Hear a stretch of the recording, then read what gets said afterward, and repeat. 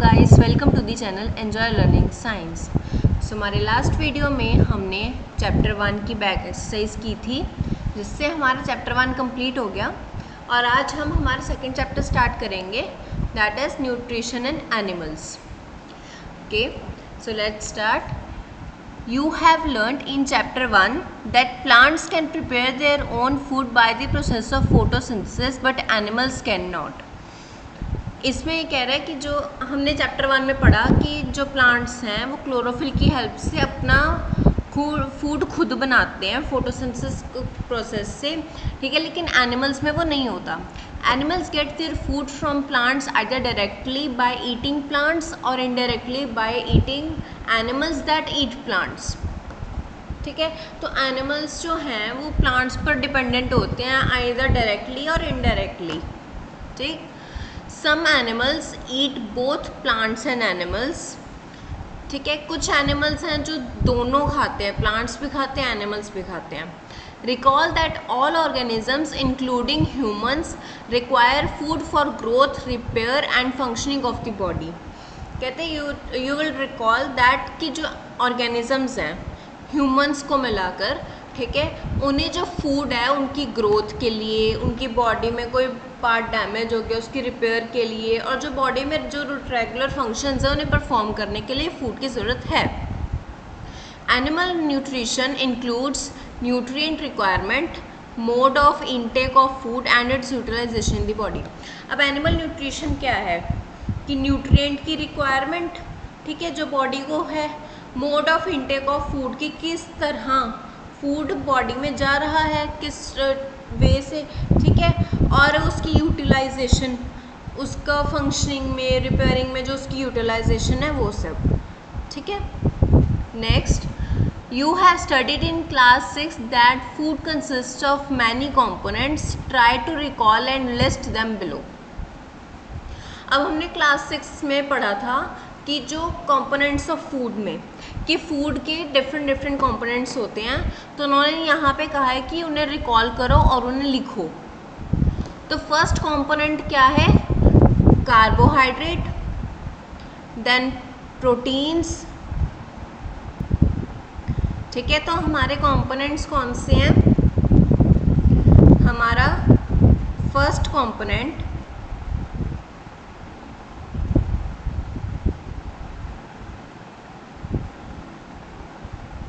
ठीक है, तो फर्स्ट कंपोनेंट हमारा है carbohydrate,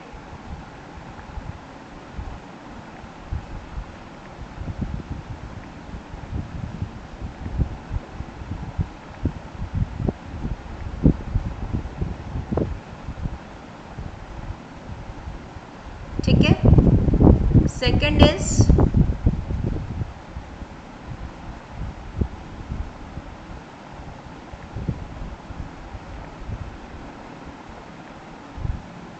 proteins, okay. Third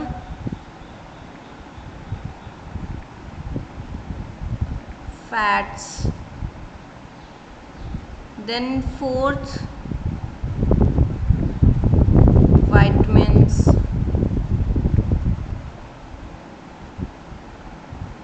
fifth minerals,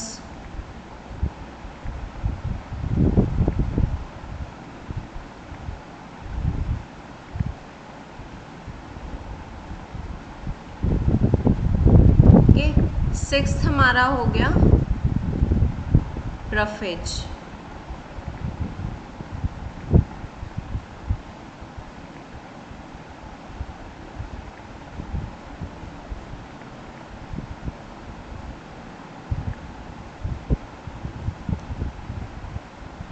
roughage and water,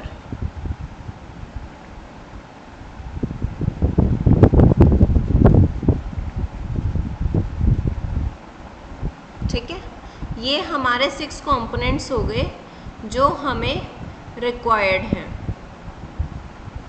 आगे बढ़ते हैं।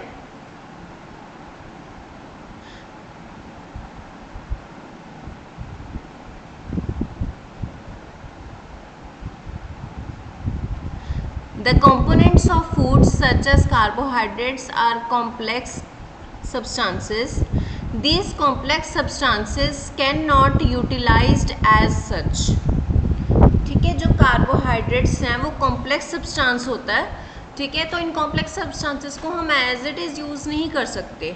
सो they are broken down into simpler substances. The broken down of complex components of food into simpler substances is called digestion. अब ये बहुत large molecules होते हैं तो इन्हें हम एज इट इज़ डाइजेस्ट नहीं कर सकते, तो इनको जब हम सिंपलर फॉर्म में ब्रेक डाउन करते हैं लार्ज मॉलिक्यूल्स को तो उसे डाइजेशन कहते हैं. Okay, next, now different ways of taking food. The mode of taking food into the body varies in different organisms. ठीक है, अब डिफरेंट जैसे ऑर्गेनिज्म डिफरेंट है वैसे उनका इंटेक ऑफ फूड भी डिफरेंट है. बीज and humming birds suck the nectar of plants, nectar of plants, infants of human and many other animals feed on mother's milk. अब जो बीज और ह्यूमिंग बर्ड्स हैं वो नेक्टर सक करती है प्लांट्स से, ठीक है, ह्यूमन एंड फैंट्स का, और जो और भी एनिमल्स हैं जो अपनी मदर्स मिल्क के फीड करते हैं. अब snakes like the python swallow the animals they prey upon. अब जो स्नेक्स हैं जैसे पाइथन है, ठीक है, वो एनिमल्स पे फीड करता है और उनको क्या करता है, वो पूरा का पूरा अपना प्रे स्वेलो कर लेता है.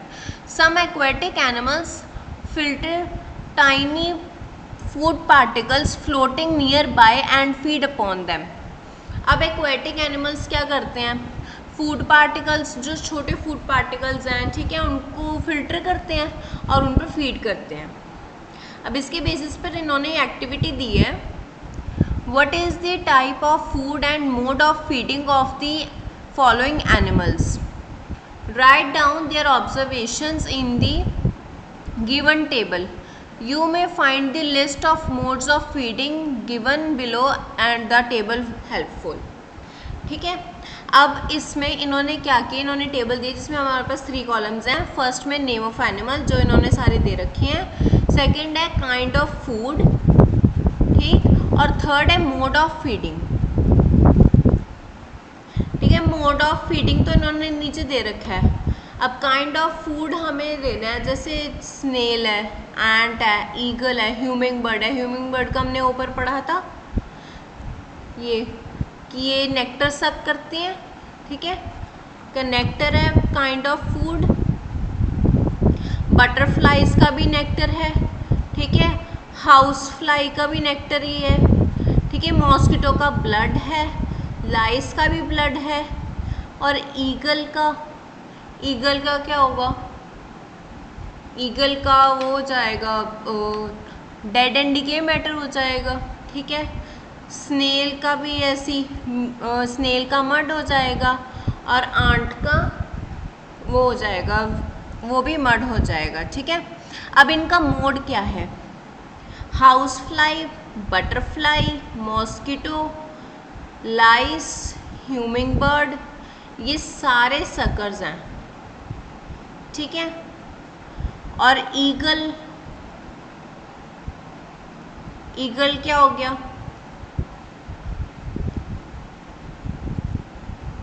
ईगल स्क्रैपिंग हो गया. ठीक है, वो कैप्चर करता है फिर स्क्रैप करता है. ठीक है, ऐसे इनके जो मोड्स हो गए वो हो गए. आगे बढ़ते हैं. अब इन्होंने यहाँ पे स्टारफिश का दिया है. Starfish feeds on animals covered by hard shells of calcium carbonate. After opening the shell the starfish pops out its stomach through out its mouth to eat the soft animal inside the shell.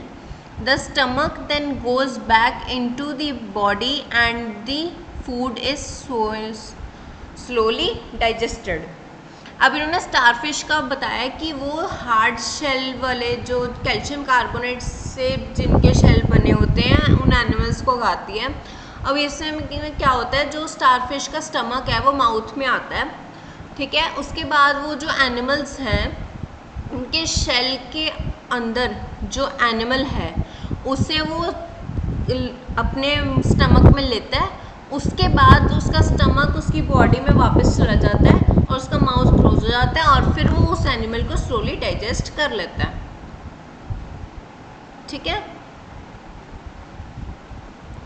Now next, digestion in humans. अब हम human का digestive system पढ़ेंगे। We take food through the mouth, digest and utilize it. The unused parts of the food are defecated. अब इसमें कह रहा है कि हम अपना जो फूड है वो माउथ से लेते हैं, उसे डाइजेस्ट करते हैं और फिर उसे यूज़ करते हैं अपनी रेगुलर डेली रूटीन में, और जो अनयूज्ड पार्ट है फूड का वो एक्सक्रीट आउट हो जाता है बॉडी से।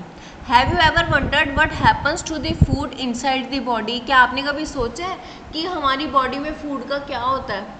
The food passes through a continuous canal which begins at the buccal cavity and ends at the anus. अब इन्होंने यहाँ पे ह्यूमन डाइजेस्टिव सिस्टम दिया है, ठीक है। Here is the buccal cavity which is mouth. यहाँ पे स्लाइवरी ग्लैंड्स हैं, हमारे माउथ में साइड पे स्लाइवरी ग्लैंड्स होते हैं। This is oesophagus which is food pipe, ठीक है। और दिस इज़ लिवर, और लीवर में ये आपको बैलून लाइक स्ट्रक्चर दिख रहा होगा, ये गॉल ब्लैडर है।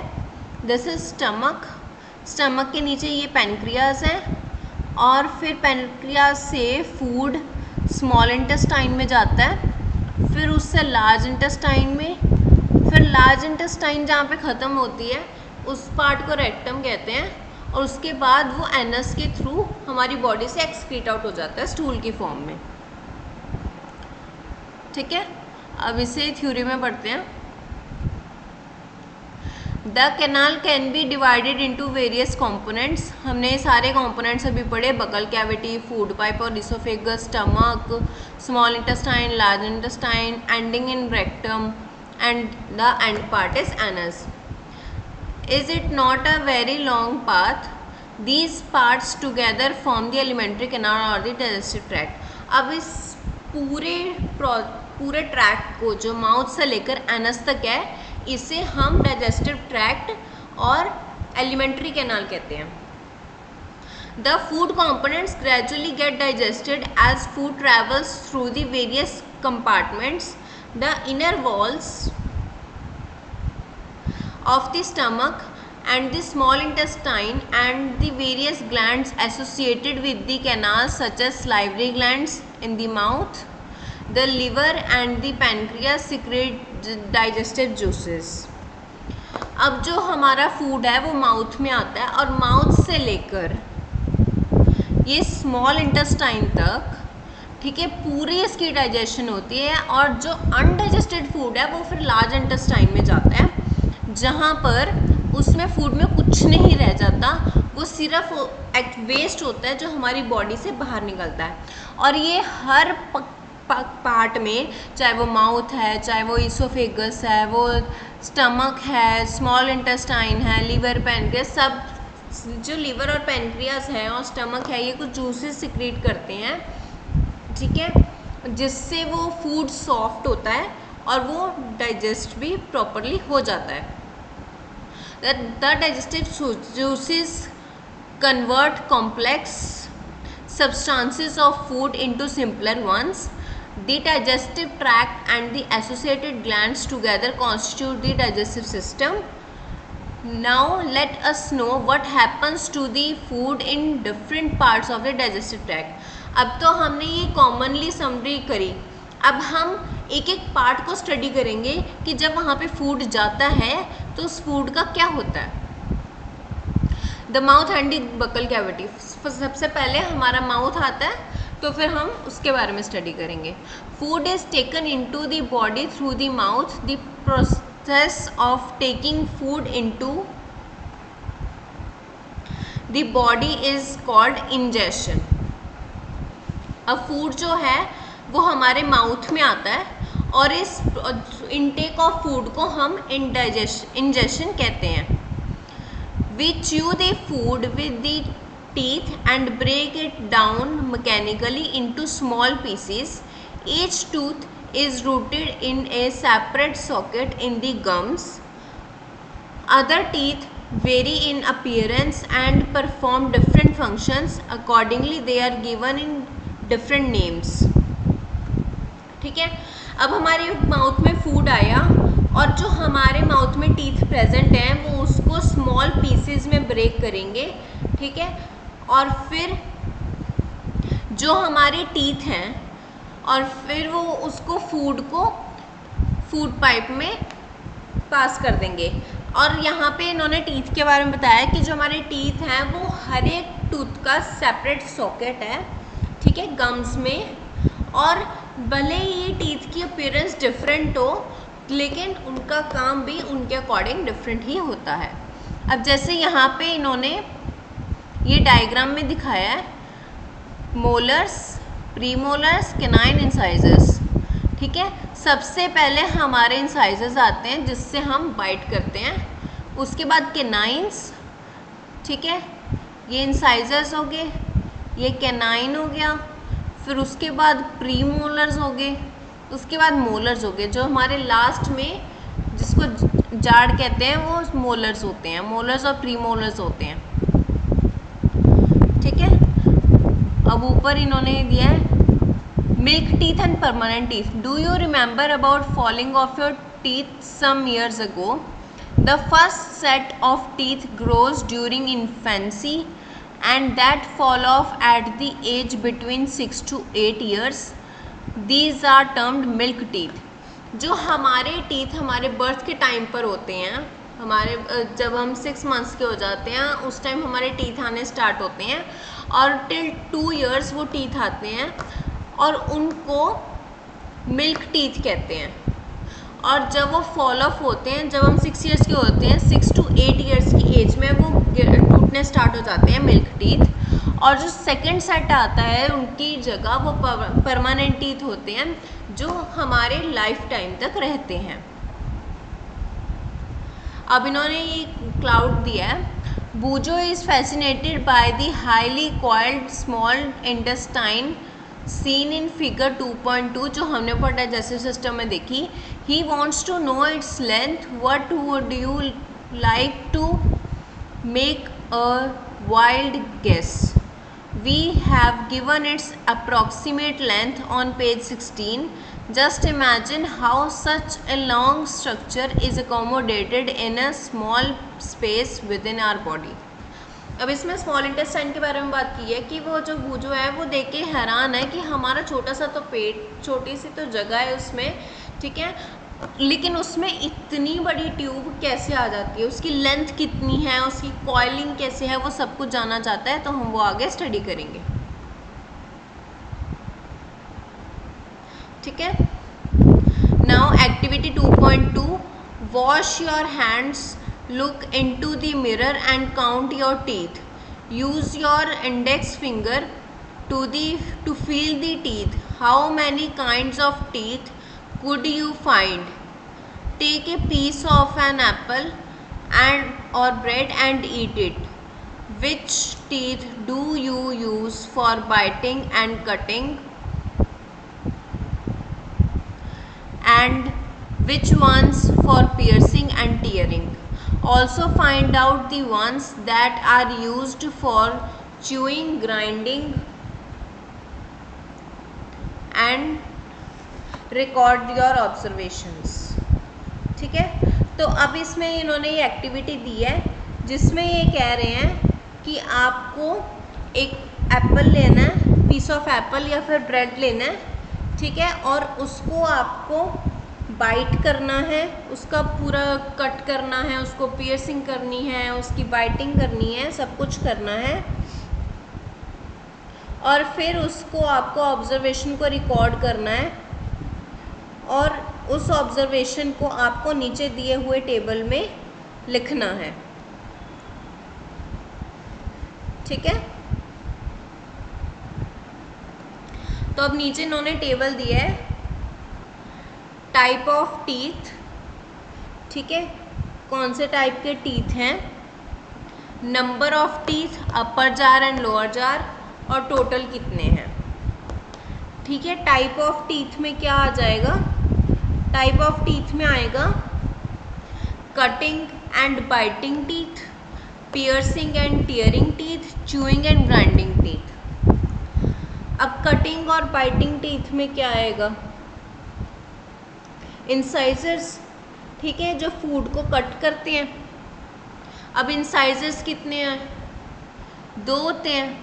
ठीक है, अब आपको यहाँ पे लिखना है कि अपर जार में कितने हैं और लोअर जार में कितने हैं। 2 अपर में हो गए, 2 लोअर में हो गए, तो टोटल कितने हो गए, 4 हो गए। ठीक है, नेक्स्ट है पियर्सिंग। पियर्सिंग में क्या आएगा, कैनाइंस आएंगे। ठीक, वो टीयरिंग में हेल्प करते हैं। ठीक है, तो पियर्सिंग और टीयरिंग में कैनाइंस आ जाएंगे। अब कैनाइंस कितने होते हैं, एक इस साइड, एक इस साइड, ये भी 2 हो गए। ठीक है, अभी इन्होंने एक जॉ का दिखाया है, अब एक जॉ में 2 हैं, दूसरे में भी 2 हैं, तो ये टोटल 4 हो गए। ठीक है, और च्यूइंग और ग्राइंडिंग में क्या हुए, मोलर्स और प्री मोलर्स हुए। ठीक, और वो कितने होते हैं, अब देखो इन्होंने प्री मोलर्स 2 इधर हैं, 2 इधर हैं, 4 हो गए। मोलर्स कितने हुए, 3 इधर 3 इधर, 6 हो गए। 6 और 4 10। ठीक है, 10 ऊपर 10 नीचे, तो टोटल 20 हो गए।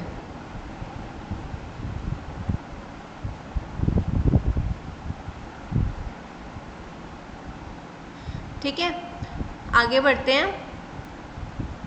Now our food has the salivary glands which secrete saliva.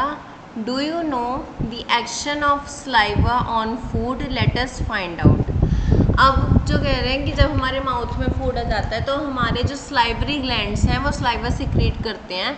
तो अब हम सलाइवा की एक्शन की बात करेंगे फूड पर। इसके बेसिस पर इन्होंने एक्टिविटी दी है, take 2 test tubes, label them A and B. In test tube A, put 1 tablespoon full of boiled rice. In test tube B, keep 1 tablespoon of boiled rice after chewing it for 3 to 5 minutes. Add 3 to 4 ml of water in both the test tubes. Now pour 2-3 drops of iodine solution in each test tube and observe. Why is there a change in color in the test tubes? Discuss the results with your classmates and your teacher. The saliva breaks down the starch into sugars. ठीक है, अब इन्होंने यहाँ पे activity दी है कि एक टेस्ट ट्यूब में आप बॉइल्ड राइस डालो और दूसरे में डालो बॉइल्ड राइस, लेकिन च्यू करने के बाद 3 to 5 मिनट्स उन्हें च्यू करो और उसके बाद उसमें टेस्ट ट्यूब में डाल दो। अब दोनों में 3 to 4 ml वाटर डालो और दोनों में ही आयोडीन सोल्यूशन डाल दो। आप देखोगे कि जो टेस्ट ट्यूब ए है उसका कलर चेंज हो गया, लेकिन टेस्ट ट्यूब बी का नहीं हुआ। इट्स जस्ट बिकॉज कि जब टेस्ट ट्यूब बी में हमने च्यूड राइस डाले तो उसमें हमारा जो स्टार्च है वो शुगर्स में कन्वर्ट हो गया, और आयोडीन सोल्यूशन का तो तब कलर चेंज होता है जब हमारा स्टार्च प्रेजेंट हो। तो उसने स्टार्च को डाइजेस्ट करके उसको सिंपल शुगर्स में कन्वर्ट कर दिया। The tongue is a freshly muscular organ attached at the back to the floor of the buccal cavity. अब यहाँ पे टंग का इन्होंने बात करी है कि वो एक मस्कुलर ऑर्गन है, ठीक है, जो हमारे माउथ के फ्लोर से बैक तक अटैच होता है, फ्लोर के बैक तक। It is free at the front end can be moved in all directions. Do you know the functions of the टंग? अब इसका जो फ्रंट है वो फ्री होता है, वो तो हमने भी देखे कि हमारी टंग हम ऑल डायरेक्शंस में मूव कर सकते हैं। अब हम टंग के फंक्शंस के बारे में बात करते हैं। We use our tongue for talking, बात करने के लिए, besides it mixes saliva with the food during chewing and helps in swallowing food. इसके अलावा जो हमारी टंग है, जो सलाइवा प्रोड्यूस होता है सलाइवरी ग्लैंड से, वो उसको सलाइवा को फूड में मिक्स करती है और फिर हमारा फूड च्यू होने के बाद उसे स्वेलो भी करती है। We also taste food with our tongue. जो हमारी टंग है उस पर टेस्ट बर्ड्स होते हैं जिससे हमें फूड के टेस्ट का पता लगता है। It has taste buds that detect different tastes of food. We can find out the position of tongue of taste buds by the following activity. ठीक है, अब उससे पहले ही टेबल पे आ जाओ। इसमें sweets and tooth decay. Normally bacteria are present in our mouth but they are not harmful to अस।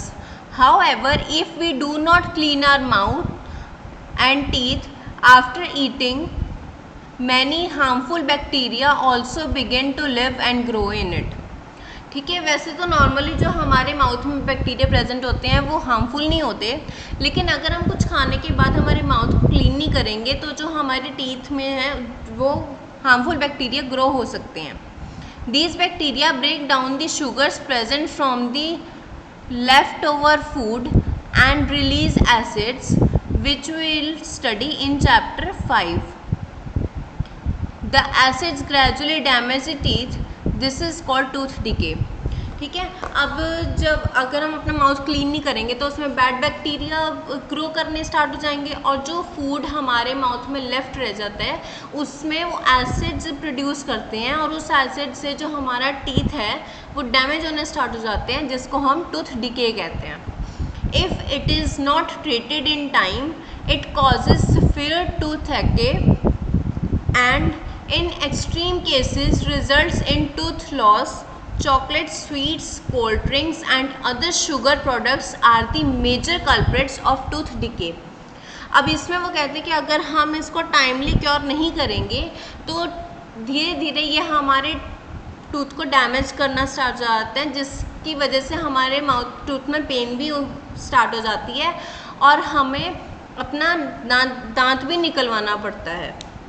और इसका जो चॉकलेट, स्वीट्स, कोल्ड ड्रिंक्स ये जो उन्होंने यहाँ पर एग्जांपल्स दिए, ये सारी मेजर कॉजेस हैं टूथ डिके के। Therefore one should clean the teeth with a brush और दातुन and dental floss. A special dental floss is a special strong thread which is moved between two teeth to take out trapped food particles. ठीक है, जो दो दांतों के बीच में हमारी जो स्पेस कई बार स्पेस होती है जो थोड़ी सी, उसमें भी फूड फंस जाता है, तो वहाँ से फूड निकालने के लिए आप डेंटल फ्लोस भी यूज़ कर सकते हो। To at least twice a day and rinse the mouth after every meal. Also one should not put dirty fingers or any unwashed object in the mouth. ठीक है, आप अपने माउथ में कोई अनवॉश्ड ऑब्जेक्ट भी मत आने दो, उससे भी बैक्टीरिया ग्रो होते हैं। अब ये देखो यहाँ पे ये इन्होंने नॉर्मल टूथ दिखाया है, ठीक है, यहाँ पे बैक्टीरिया ग्रो होना स्टार्ट हो गया, इसने टूथ डिके स्टार्ट कर दिया। ठीक है, धीरे धीरे करके इसने यहाँ पे होल कर दिया और फिर ये आगे ये नर्व्स तक पहुंच गया। ठीक है, विच कॉजेज पेन। आगे बढ़ते हैं। Sometimes when you eat in hurry, talk और laugh while eating, you may cough, get hiccups और choking sensation. This happens when food particles enter the windpipe. The windpipe carries air from the nostrils to the lungs. It runs adjacent to the food pipe, but inside the throat, air and food share a common passage. Then, how is food prevented from entering the food windpipe? During the act of swallowing, a flap-like valve closes the passage of the windpipe and guides the food into the food pipe. If by chance food particles enter the windpipe, we feel choked, get hiccups और cough. अब कहते हैं कई बार हम बहुत जल्दी जल्दी में खाते हैं या फिर खाते टाइम बात करते हैं या हंसते हैं, तो जो हमारा खाना है वो फूड पाइप की जगह विंड पाइप में चला जाता है, जिससे हमें खांसी आती है और हम चॉकिंग टाइप का फील करते हैं। कहते हैं जो हमारे फूड पार्टिकल्स हैं, ठीक है, वो विंड पाइप में एंटर कर जाते हैं, जो हमारी ऑक्सीजन, हमारी एयर कैरी करती है नोज से लंग्स तक।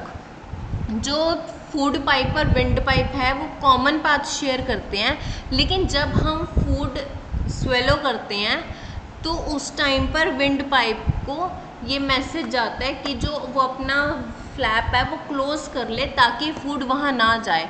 लेकिन कई बार अगर फूड पाइप की जगह विंड पाइप में खाना चला जाता है तो हमें खांसी भी आती है और चॉकिंग सेंसेशन भी होती है। बाकी एक्टिविटी की तरफ बढ़ते हैं। Prepare a separate sample each of sugar solution, common salt solution, lemon juice, juice of crushed Neem leaf और बिटर गॉर्ड। अब इन्होंने सैंपल प्रिपेयर करने को कहे हैं 4। कौन से? एक तो शुगर सोल्यूशन, एक कॉमन सॉल्ट सोल्यूशन जो आप नमक खाने में डालते हो उसका सोल्यूशन, ठीक है, लेमन जूस नींबू का रस हो गया, juice of crushed Neem leaf हो गए, या फिर उसका करेले का जूस हो गया, ठीक है। Blindfold one of your classmates and ask him or her to take out the tongue and keep it straight and flap position. अब आप अपने एक क्लासमेट को लो जिसकी आप आईज क्लोज कर दो, ठीक है, ताकि वो उसको सैंपल को देख ना सके, और उससे कहो कि वो अपनी टंग बाहर निकाले और उनको टेस्ट करे। Use a clean toothpick to pick the above samples one by one on different areas of the tongue as shown in the figure, ठीक है। तो उसके बाद आप एक टूथपिक लो, क्लीन टूथपिक लो, और उन सैंपल्स को डिफरेंट रीजन्स में स्प्रेड कर दो, जैसे यहाँ पे दिखाया हुआ है, ठीक है। Now ask the classmate which areas of the tongue could detect the sweet, salty, sour और बिटर सब्सटेंसेस। और उससे अब ये पूछो कि जो हमने सॉल्यूशंस उसकी टंग पे रखे थे, अब उनके वो टेस्ट वो कैसे कैसे फील कर रहा है। Now write down your observations and table 2.6. Repeat this activity with other classmates. ठीक है, अपनी एक्टिविटी बाकी क्लासमेट्स के साथ भी कंटिन्यू करो। और यहाँ पर आप इन टेस्ट वर्ड्स को लिखो कि कौन सा जो है स्वीट के लिए है, कौन सा सॉल्ट के लिए, कौन सा सॉर के लिए, कौन सा बिटर के लिए। Now food pipe or esophagus. The swallowed food passes into the food pipe or esophagus. ये food pipe है जो long pipe like structure दिख रहा है। Look at figure 2.2, ये जो figure दिखाई गई इन्होंने। The food pipe runs along the neck and the chest. Food is pushed down by movement of the wall of the food pipe. Actually, this movement takes place throughout the alimentary canal and pushes the food downwards. At times, the food is not accepted by our stomach and is vomited out. Recall the instances when you vomited after eating and think of the reason for it. Discuss it with your parents and teacher. अब इसमें क्या कह रहा है कि जो हमारी food pipe है वो हमारे माउथ से लेकर हमारे चेस्ट से स्टमक तक अटैच होती है, ठीक है। It's a long pipe like structure, और ये इसमें जब फूड एंटर करता है तो ये उसको माउथ से जब फूड एंटर करता है फूड पाइप में तो ये उसको स्टमक तक ट्रांसपोर्ट करती है, ठीक है। और जब जो है स्टमक में की कैपेसिटी फुल हो जाती है, तो अगर आप उसके बाद भी कुछ इनटेक करते हो तो ये फूड पाइप उसको वापस माउथ में ले जाकर आपको वॉमिट करवा देती है। और इस वॉमिट का आपको रीज़न भी फाइंड आउट करना है अपने पेरेंट्स और टीचर्स के साथ बात करके, ठीक है। अब जैसे यहाँ पे ये फूड है, ये इसोफेगस से ये स्टमक में जा रहा है, ठीक है। आगे बढ़ते हैं। Now stomach. The stomach is a thick walled bag, its shape is like a flattened J and it is the widest part of the alimentary canal. It receives food from food pipe at one end and opens into the small intestine at the other. अब जो stomach है वो हमारा J shape structure होता है, ठीक है, as shown above, ठीक है, जैसे यहाँ पे दिखा रखा है इन्होंने, ठीक है। This is the stomach, it is the J shaped structure और इसमें फूड एक तरफ से तो फूड पाइप से एंटर करता है, ठीक है, ये फूड पाइप से यहाँ से एंटर कर रहा है और ये जो इसका अदर एंड है ये स्मॉल इंटेस्टाइन में ओपन होता है and it is the widest part of the alimentary canal of the whole digestive system. The inner lining of the stomach secretes mucus, hydrochloric acid and digestive juices. The mucus protects the lining of the stomach. The acid kills many bacteria that enter along with food, makes the medium in the stomach acidic and helps the digestive juices to act. The digestive juices break down the proteins into simpler substances. अब कहते हैं कि जो जब food stomach में आ गया तो उसके बाद उसकी इनर लाइन जो है वो mucus, HCl that is hydrochloric acid और डाइजेस्टिव जूसेस, ये 3 टाइप्स के जो लिक्विड्स हैं उन्हें प्रोड्यूस करती है. जो म्यूकस है वो स्टमक की वॉल को एसिड से प्रोटेक्ट करता है, ठीक है. जो एसिड है वो स्टमक में एसिडिक एनवायरनमेंट क्रिएट करता है और जो डाइजेस्टिव जूसेस है वो प्रोटीन्स को सिंपलर सब्सटेंसेस में कन्वर्ट करता है, ब्रेक डाउन करता है उसे, ठीक है. नाउ फिर जब स्टमक में सारा फूड का एक्शन हो जाता है उसके बाद वो स्मॉल इंटेस्टाइन में जाता है,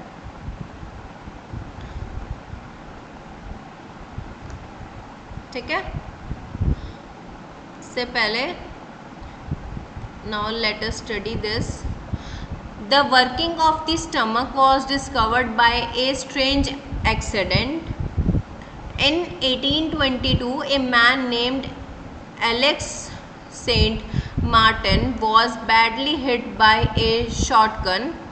The bullet had seriously damaged the chest wall and made a hole in his stomach. ये कहते हैं कि एक्सीडेंटली डिस्कवर हुआ था स्टमक का 1822 में एलेक्स सेंट मार्टिन नाम का बंदे की जो है वो गन शूट हुआ था उसे, और जो उसकी जो गन है वो चेस्ट वॉल ने डैमेज कर, उसकी जो गन से जो बुलेट निकली उसने चेस्ट वॉल को कम्प्लीटली बहुत सीरियसली डैमेज कर दिया और वहाँ पे एक होल हो गया था उसके स्टमक में. He was brought to an American army doctor William Beaumont. The doctor saved the patient but he could not close the hole properly and left it bandaged. तो उसको एक अमेरिकन डॉक्टर के पास लेकर जाया गया जिसका नाम विलियम बाउमॉन्ट था, ठीक है. वो डॉक्टर ने उसकी पेशेंट की जान तो बचा ली लेकिन वो उस हॉल को प्रॉपरली बंद नहीं कर पाया, लेकिन उसने बैंडेज कर दी थी. He took it as a great opportunity to see the inside of the stomach through the hole. He made some wonderful observations. तो उसके पास एक ग्रेट अपॉर्चुनिटी थी कि जो स्टमक में होल हो गया था उससे वो स्टमक का इंटरनल स्ट्रक्चर देख सकता था. तो उसमें ड्यूरिंग उसने बहुत सी ऑब्जर्वेशंस की. Beaumont found that the stomach was churning food.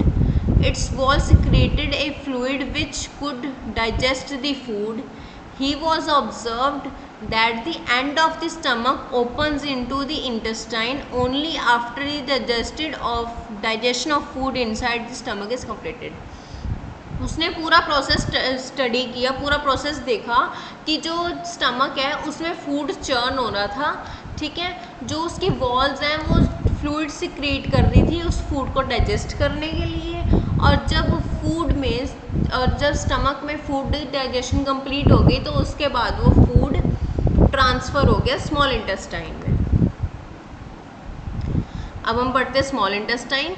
The small intestine is highly coiled and is about 7.5 meters long. It receives secretions from the liver and pancreas. Besides its wall also secretes juices. अब जो small intestine है वो बहुत coiled structure है, वो हमने ऊपर digestive system में भी देखा था।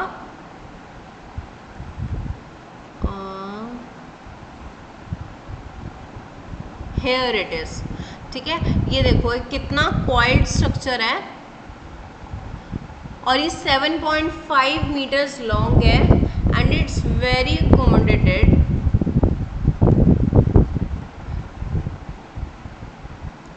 ठीक, और जो स्मॉल इंटेस्टाइन है इसको लिवर और पेनक्रियास से जूसेस रिसीव होते हैं और ये खुद के भी जूसेस सिक्रीट करता है। The liver is a reddish brown gland situated in the upper part of the abdomen on the right side.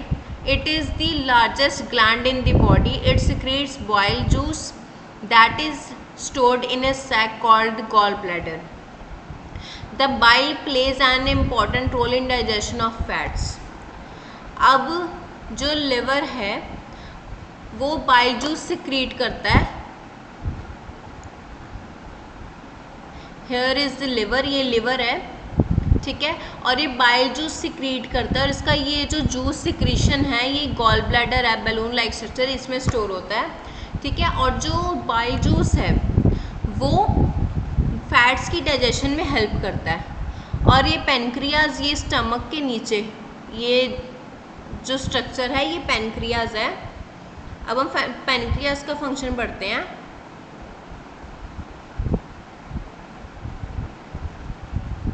The pancreas is a large cream-colored gland located just below the stomach. The pancreatic juice acts on carbohydrates, fats and proteins and changes them into simpler forms.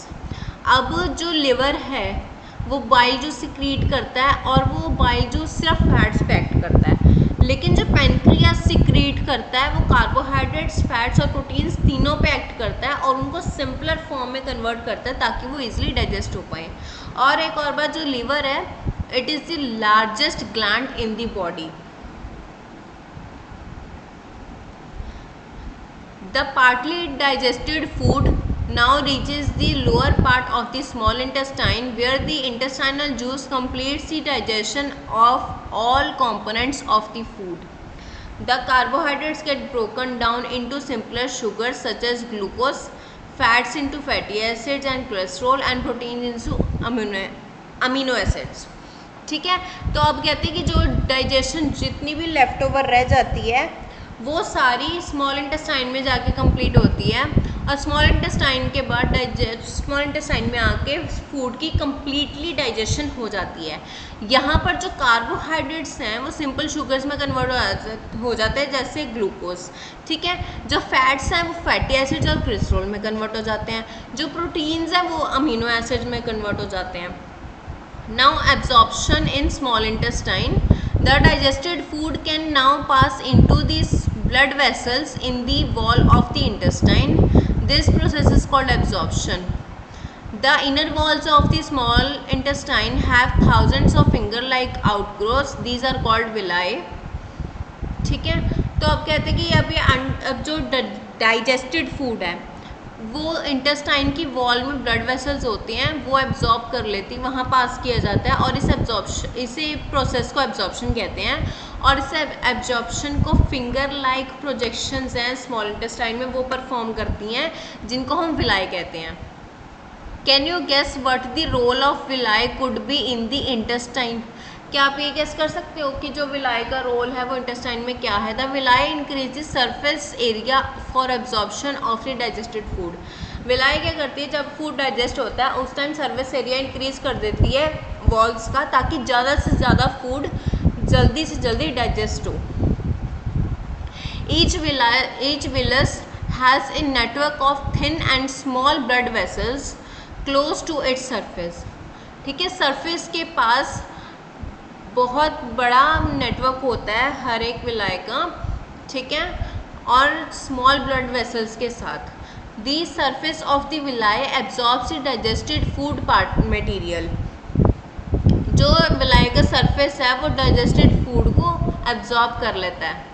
The absorbed substances are transported via the blood vessels to the different organs of the body, where they are used to build complex substances such as proteins required by the body.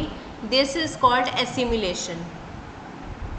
अब जब ये digested food absorb हुआ तो ये उन blood vessels में transport कर दिया जाता है जो पूरी बॉडी में स्प्रेड होते हैं, और फिर ये डाइजेस्टेड फूड जो है वो बॉडी में स्प्रेड होकर उससे बॉडी को एनर्जी देते हैं ताकि वो अपने फंक्शंस परफॉर्म कर सकें, ठीक है, और इस प्रोसेस को एसिमिलेशन कहते हैं। In the cells glucose breaks down with the help of oxygen into carbon dioxide and water and energy is released. The food that remains undigested and unabsorbed enters into the large intestine। अब जो food जैसे glucose है, ठीक है, वो sales में glucose transfer होगी, लेकिन अब ग्लूकोज भी यूज़ नहीं हो सकती, तो आगे उसका ब्रेकडाउन होता है ऑक्सीजन की प्रेजेंस में, तो उसके बाय प्रोडक्ट्स निकलते हैं कार्बन डाइऑक्साइड एंड वाटर, ठीक है, और एनर्जी रिलीज होती है जो हमारी बॉडी में यूज़ होती है as in the form of ATP, ठीक है। और जो अनडाइजेस्टेड फूड और अनएब्जॉर्ब्ड फूड रह जाता है स्मॉल इंटेस्टाइन में, वो आगे लार्ज इंटेस्टाइन में पास हो जाता है।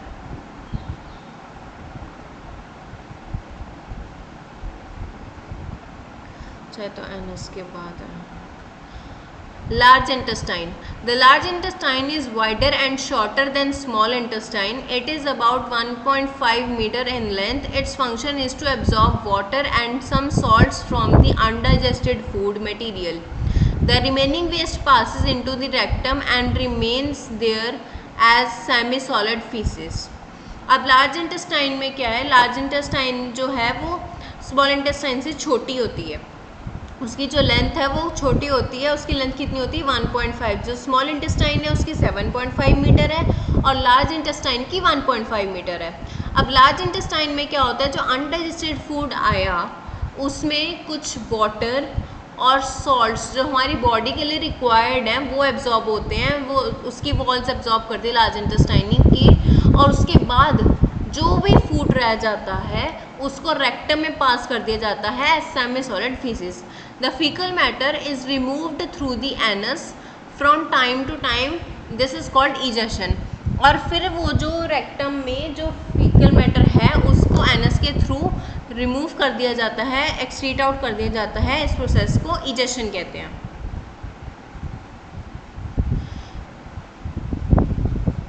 Now diarrhea. Sometime you may have experienced the need to pass watery stool frequently. This condition is called diarrhea. It may be caused by an infection, food poisoning or indigestion. It is very common in India, particularly among children. Under severe conditions it may fatal. This is because of excess loss of water and salts from the body. Diarrhea should not be neglected. Even before a doctor is consulted, the patient should be given plenty of boiled and cooled water with a pinch of salt and sugar dissolved in it. This is called oral rehydration solution, that is ORS। ठीक है, अब कई बार आपको diarrhoea जैसे loose motions लग जाती हैं, ठीक है, उन्हें डायरिया कहते हैं। अब इसमें क्या होता है कि जो आपका स्टूल है वो सेमी सॉलिड होने की जगह वो वाटरी सा होता है।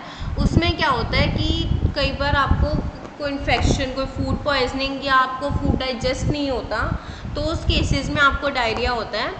ठीक है। और इसमें क्या होता है कि जो आपकी बॉडी का जो वाटर और सॉल्ट्स जो लार्ज इंटेस्टाइन में एब्जॉर्ब होने चाहिए थे वो नहीं होते और वो बॉडी से एक्सक्रीट आउट होते रहते हैं। इसमें क्या होता है कि आपकी बॉडी से एक्सेसिव वाटर और सॉल्ट्स रिमूव होते रहते हैं, जिसकी वजह से वाटर और सॉल्ट्स का लॉस हो जाता है। उस कंडीशन में डेफिशिएंसी जब हो जाती है तो वहाँ उस टाइम आपको बॉइल्ड और कूल्ड वाटर में पिंच ऑफ सॉल्ट और एंड शुगर ऐड करके वो पानी पीना चाहिए, जिसको ORS कहते हैं। ये बॉडी में वाटर और सॉल्ट्स की कमी पूरी करता है जब आपको डायरिया होता है।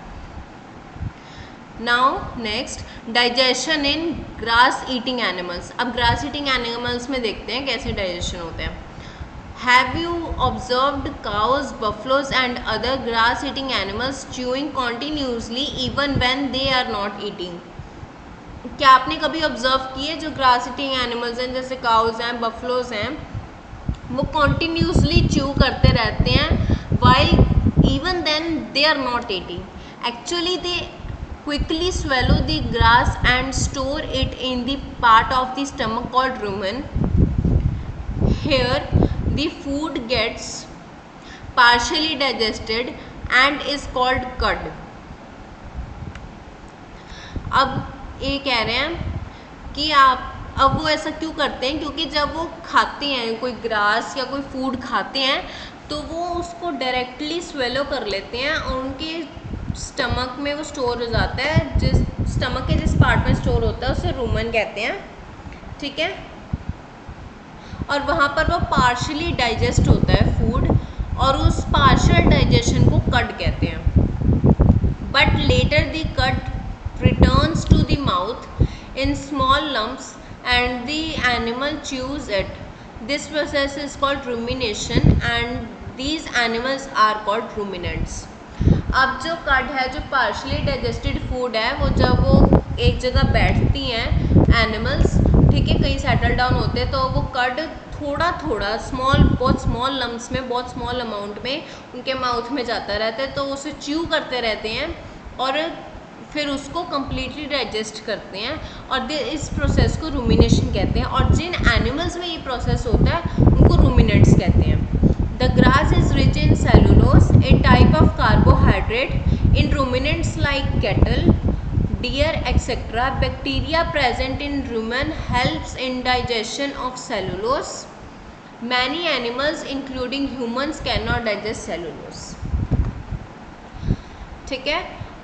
अब जो ग्रास है वो सेलुलोस रिच होती है क्योंकि वो प्लांट्स हैं, प्लांट्स की सेल वॉल में सेलुलोस होता है, ठीक है। तो जो वो भी एक टाइप का कार्बोहाइड्रेट है। अब जो रूमिनेंट्स हैं जैसे कैटल है, डियर है, ठीक है, उनके अंदर एक बैक्टीरिया होता है जो सेलुलोज के डाइजेशन में हेल्प करता है। लेकिन जैसे हम हैं, हम ह्यूमंस हैं, हमारी बॉडी में वो बैक्टीरिया नहीं होता, इसलिए हम सेलुलोज डाइजेस्ट नहीं कर सकते।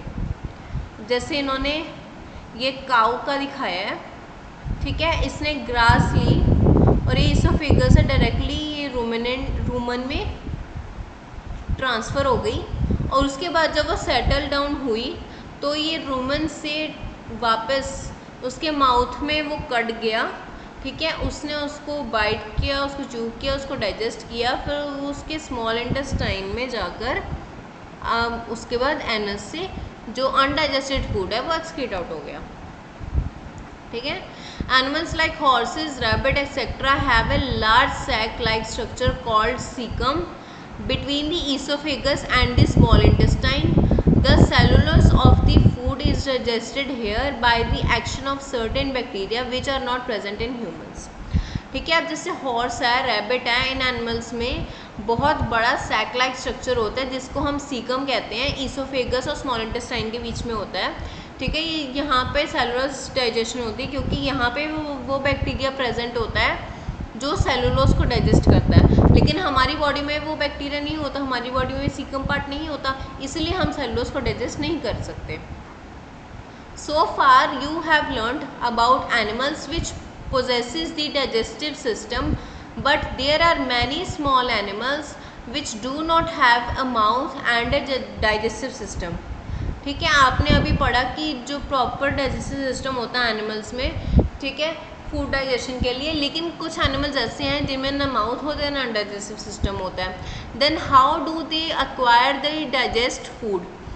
इन this section below you will learn another interesting way of food intake. ठीक है, तो अब वो कैसे फूड डाइजेस्ट करते हैं, कैसे इनटेक करते हैं, वो हम आगे पढ़ेंगे। Feeding and digestion in amoeba. Amoeba पे ना माउथ होता है ना उसमें कोई डाइजेस्टिव सिस्टम है, तो वो कैसे फूड इनटेक करता है?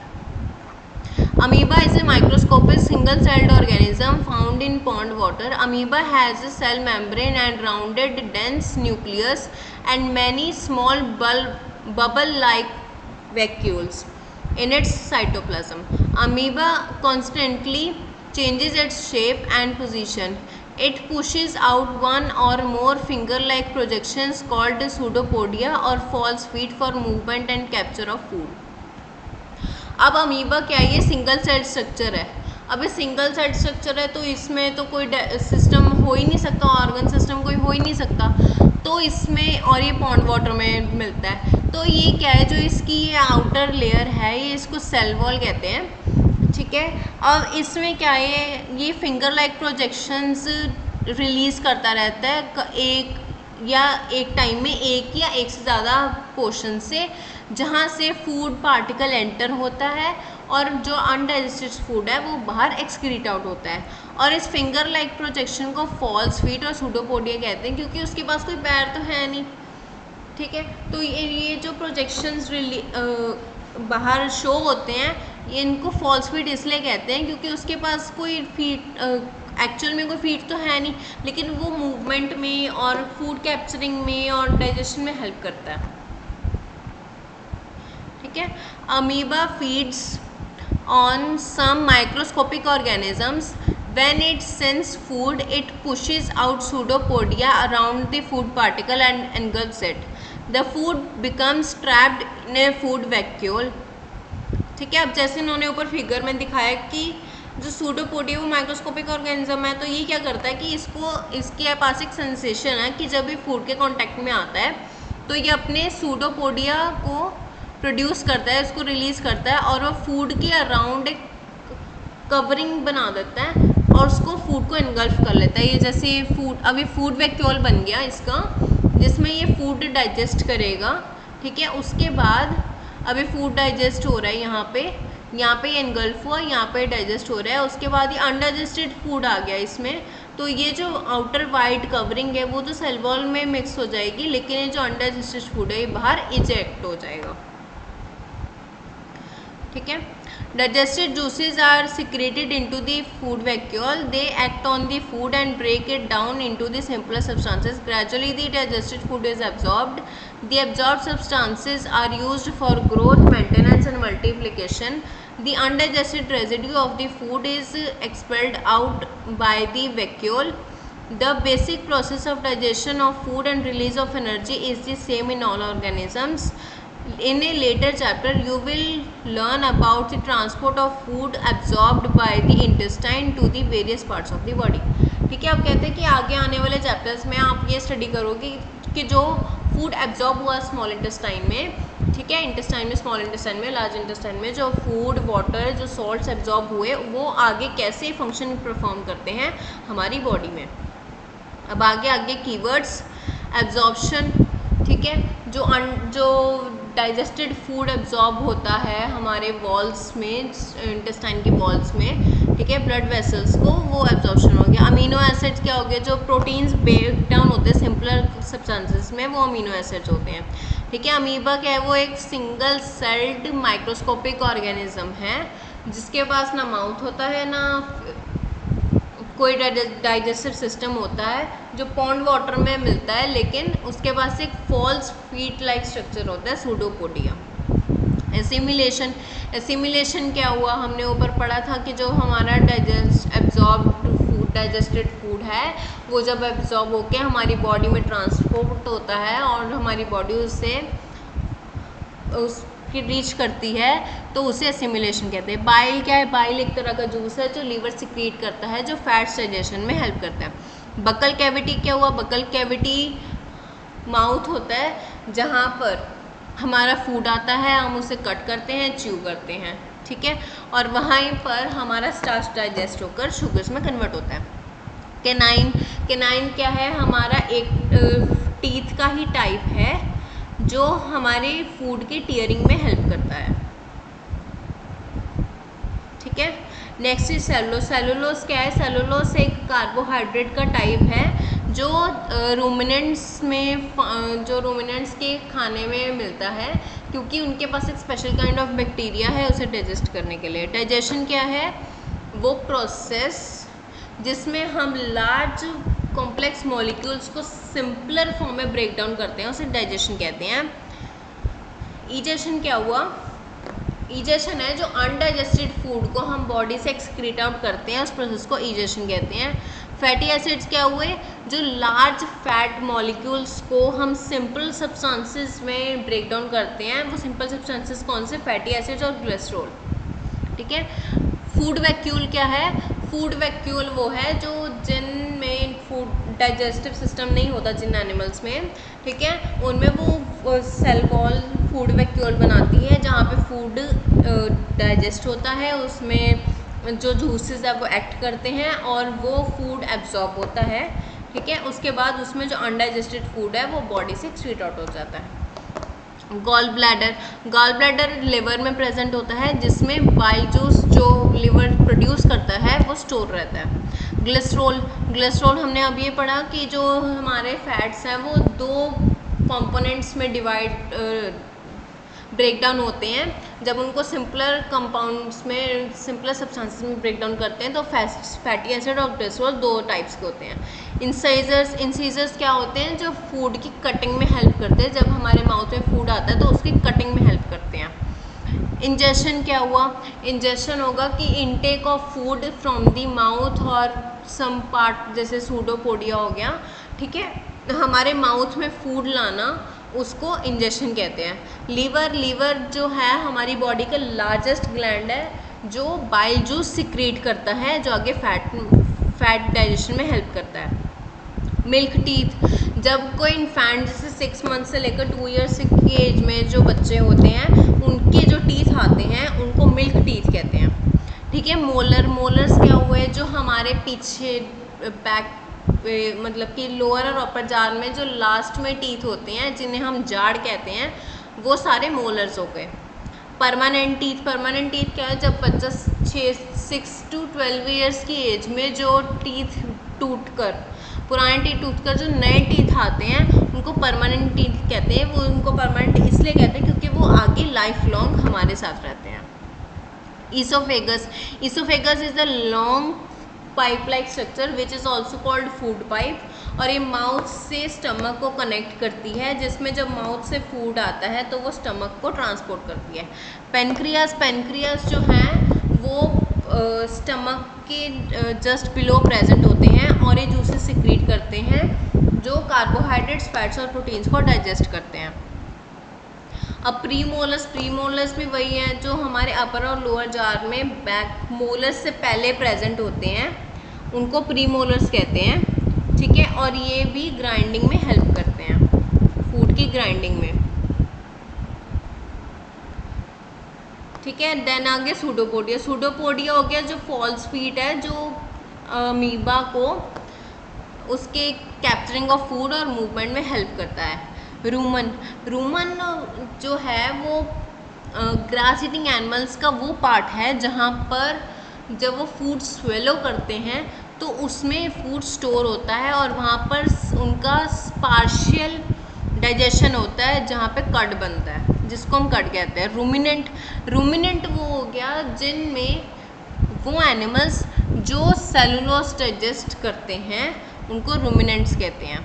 रूमिनेशन हो गया कि जो पार्शियल डाइजेस्टेड फूड है जिसको हम कड कहते हैं, वो फूड जब ऑर्गेनिज्म सेटल डाउन हो जाते हैं, कहीं एक जगह बैठ जाते हैं, तो वो उस फूड को थोड़ा थोड़ा माउथ में लेकर आते हैं, उसको च्यू करते हैं प्रॉपरली, फिर उसको डाइजेस्ट करते हैं। इस प्रोसेस को रूमिनेशन कहते हैं। स्लाइवरी ग्लैंड्स, अब स्लाइवरी ग्लैंड्स वो होते हैं जो हमारे माउथ में प्रेजेंट होते हैं, जो स्लाइवा सिक्रीट करते हैं जब हमारे माउथ में फूड आता है या फिर हम कुछ या फिर हम टॉक करते हैं उस टाइम हमारे माउथ में जो लिक्विड रिलीज होता है, जो फ्लूइड रिलीज होता है, उसे स्लाइवा कहते हैं और वो स्लाइवरी ग्लैंड से आता है। विलाए जो है वो स्मॉल इंटेस्टाइन में फिंगर लाइक प्रोजेक्शंस हैं, ठीक है, जो सरफेस एरिया इंक्रीज करते हैं at the time of absorption. और स्लाइवा वही होता है जो स्लाइवरी ग्लैंड से प्रोड्यूस होता है जब हमारा फूड आता है, ठीक है। तो स्लाइवा में जो है वो स्लाइवरी एमाइलेज प्रेजेंट होता है, जो स्टार्च फूड में प्रेजेंट जो स्टार्च है उसको शुगर्स में कन्वर्ट करता है, उसकी ब्रेकडाउन में हेल्प करता है। अब इसमें समरी आ गई, what you have learn from the chapter. Animal nutrition includes nutrient requirement, mode of intake of food and its utilisation in the body. The human digestive system consists of the alimentary canal and secretory glands. It consists of buccal cavity, esophagus, stomach, small intestine, large intestine, ending in the rectum and anus. The main digestive glands which secrete digestive juices are the salivary glands, liver and the pancreas. The stomach wall and the wall of small intestine also secrete digestive juices. The modes of feeding vary in different organisms. Nutrition is a complex process involving ingestion, digestion, absorption, assimilation, egestion. ये सारा process हमने read कर लिया। Now, digestion of carbohydrates like starch begins in the buccal cavity. The digestion of protein starts in the stomach. The bile juice secreted from the liver and pancreatic juice from the pancreas and the digestive juice from the small intestine wall complete the digestion of all components of food in the small intestine. The digested food is absorbed in the blood vessels from the small intestine. The absorbed substances are transported to different parts of the body. Water and some salts are absorbed by the undigested food in the small intestine. The undigested and unabsorbed residues are expelled out of the body as feces through the anus. The grazing animals like cows, buffaloes and deer are well known as ruminants. They quickly ingest, swallow their leafy food and store it in the rumen.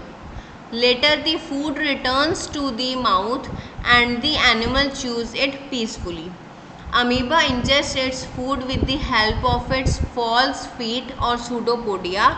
The food is digested in the food vacuole. So that's all for today. So हमारा ये chapter की explanation तो complete हो गई, ठीक है।